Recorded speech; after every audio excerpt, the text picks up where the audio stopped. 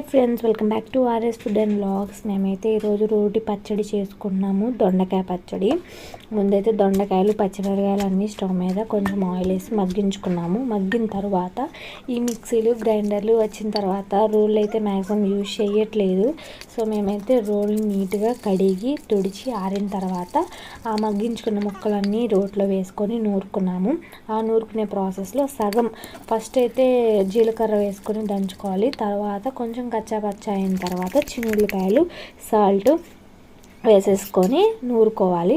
అదంతా అయిపోయిన తర్వాత డిష్ అవుట్ చేసుకున్నాము.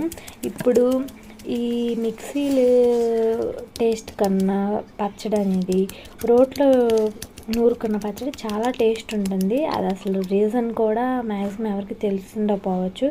దేని టేస్ట్ దానికే ఉంటుంది. కానీ రోట్లో నూరుకున్న పచ్చడి మాత్రం చాలా టేస్ట్ ఉంటుంది. ఇప్పుడైతే వేడి వేడి అన్నంలో నెయ్యి ఈ రోటి పచ్చడి వేసుకొని తిన్నామండి. చాలా బాగుంది. మా లంచ్ అయితే ఈరోజు ఇలా అయింది. మీరు కూడా ఒకసారి ట్రై చేసి చూడండి.